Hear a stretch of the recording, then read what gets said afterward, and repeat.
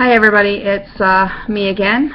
I hope you watched my first video that touched on my diagnosis with EoE. And for those of you who don't know, since my first video, I will from now on just pretty much term the word EoE because it's just easier, shorter, quicker than saying eosinophilic esophagitis. Which even to this day, when I say to doctors or nurses, they're like, huh, what? Today I want to talk about my new journey. And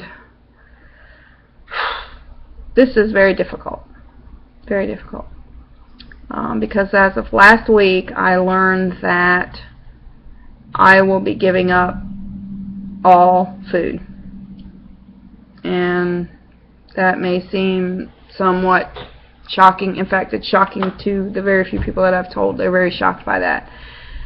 And that is a fact. I will not be consuming any food at all by mouth. I will be having surgery to place a feeding tube, and I will receive all my nutrition through that tube.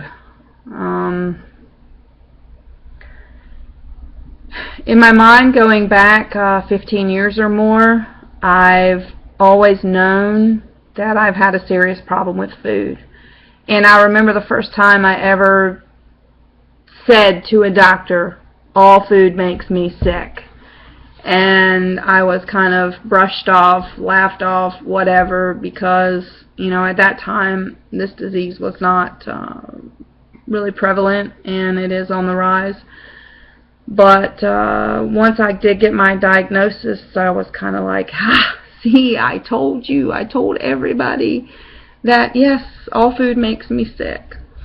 So the plan is now to get the feeding tube and be strictly fed an elemental formula through that tube, and then 6 months down the road, we'll take a look at my esophagus and see how everything looks, see if there's improvement, and if everything looks good and everything is where it needs to be, then I will slowly add back certain foods one at a time.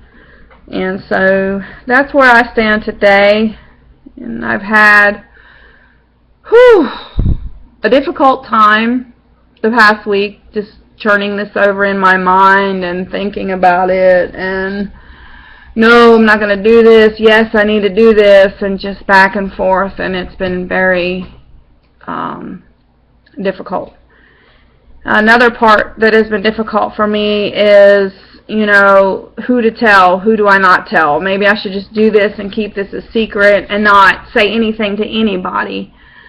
But the more I thought about that, I thought, you know, where's the awareness in that? Because we have struggled for so long to try to raise awareness for this disease and get people to learn about it, get, you know, money up for research, and, you know, we've attended conferences, and I've attended conferences, and a lot of the girls in my support group, and we're just all proactive about we gotta you know, raise awareness, and we gotta find a cure, and we need answers.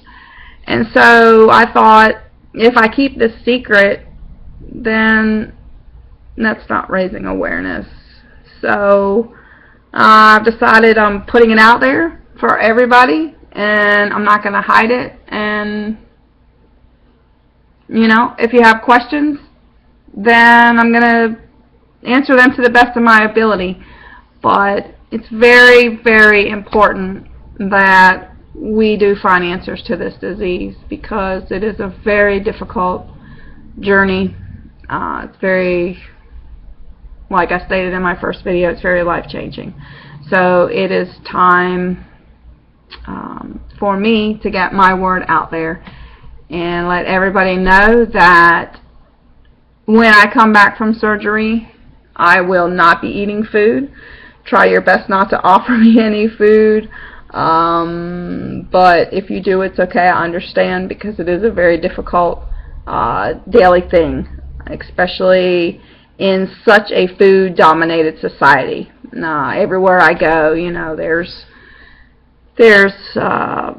restaurants on every corner. There's fast food commercials. I mean, I'm driving down the road and I see somebody next to me, stuffing their lunch down their throat. And so I know it's a fact that food is the main focus in most people's life.